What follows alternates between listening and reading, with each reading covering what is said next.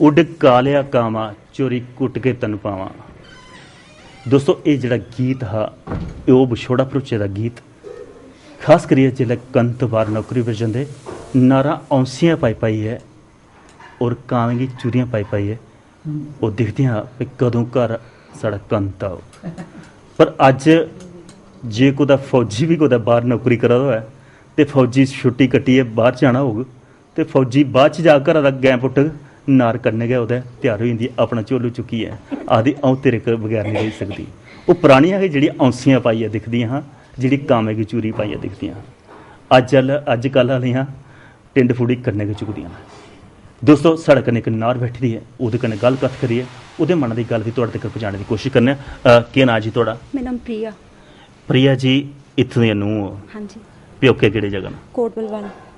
Coat Bhalwal शहर वाली पक्खी का उ'आं है भी कंढी ते है भी कंढी। इधर उ'आं थोड़ा फर्क पेई गेदा, इक नहर बगा करदी पिच्छे। किन्ना फर्क महसूस करदियां तुस ओकी कंढी दा ते एकी कंढी दा? मैं सेम ठीक लगदा दोनों। ठीक लगदा है। एक होर पता लग्गेआ भई अज्ज एक औह्दा भी तुसेंगी थ्होए दा इस ग्रां दा। हाँ जी। अग्गे अस दिखदे हे भई कोई भी इलैक्शन होंदी ही ते साढ़ियां जनानियां जेह्ड़ियां मुख्यतः ओह् पिच्छे रौंह्दियां हां। मर्द प्रधान जिहड़ा साढ़ा समाज है वो जनानी अग्गे नहीं बधन दिंदा।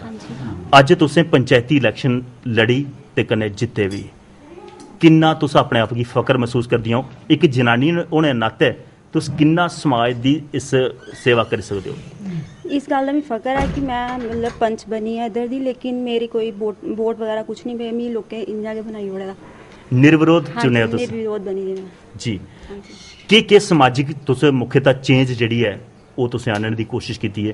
भई जि'यां अस दिक्खने आं ग्रां दी जनानियां जिल्लै बेलियां होन घरा दे बिच ते ओह् मता सारा समां जेह्ड़ा भरोखें च निकलदा ते भरोखां जेह्ड़ियां न ओह् लड़ाई दा घर होंदियां ते जनानियें बेल्ले नहीं रौह्न दित्ता जा ते अज्जकल मती सारियां स्कीमां चली दियां वित्तीय सहायता मते सारे बैंक जेह्ड़े न ओह् एक समूह बनाइयै अगर जनानियां किट्ठियां होई जान तो उनेंगी एक वित्तीय सहायता देने कोई कम्म धंधा खोली सकदियां न।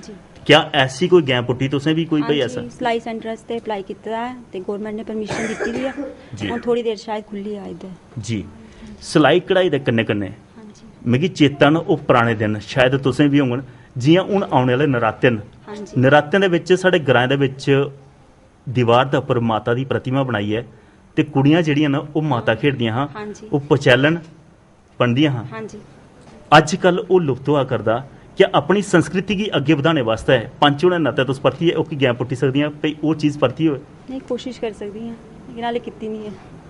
पर क्या चेता है ना तुसें बचपन अपना? हाँ हाँ से कीते दा, खेले दे पचैलन बनियै किन्ना सखियां बनना करदे होंदे सारे इकट्ठे रोटी खानी एक जगह बेहियै फिर कान सखियां बनना अस कीते दा छोटे होंदे, लेकिन इधर नहीं करदे। इधर नहीं करदे ब्याह दे बाद च नहीं। फिर जेह्ड़ा तुसें अपने बचपन च कीते दा क्या उसगी औने आह्ले बचपन जेह्ड़े हून पीढ़ी है ओह्दे बिच भी अग्गे बधाना चाहिदा? हाँ जी।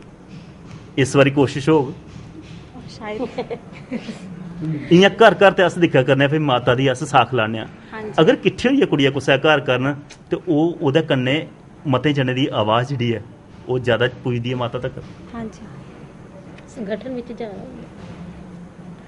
एक खास करियै होर गल्ल है भई अग्गे जेह्ड़ी पीढ़ी ही साढ़ी घट्ट पढ़ी लिखी दी ही, अज्ज नूंहां पढ़ी लिखी दियां आवा दियां। पढ़ी लिखी दियां नूंहां जेह्ड़ियां न ओह् कुसै घरा दे बिच लड़ाई झगड़ा होआ दा होऐ ते उसगी ओह् चुप भी कराई सकदियां न। किन्ना योगदान होंदा पढ़ी लिखी सैह्न शक्ति ओह्दे च ज़्यादा है जां जेह्ड़ी अनपढ़ न उं'दे च ज़्यादा सैह्न शक्ति? अजकल बड़ा घट्ट माहौल है कि जित्थै लड़ाइयां झगड़े होआ दे होंगे सस्स नूंह् कोई फर्क नहीं समझदे हैन। पैह्लें होंदा हा कि घर लड़ाइयां होंदियां हियां, नूंहां लड़दियां सस्सां लड़दियां। अजकल कोई घर च ऐसा माहौल नहीं है कि कुतै लड़ाई होआ दी है। सैह्न शक्ति ज़्यादा पढ़े लिखे च है जां अनपढ़ें च? भैया दोनों सेम ही है।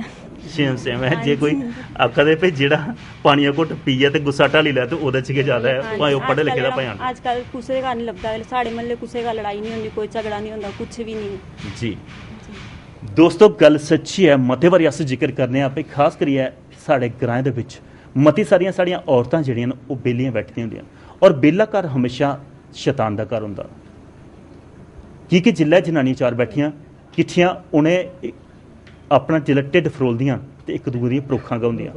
परोखां जेह्ड़ियां न हमेशा लड़ाई दा घर होंदा।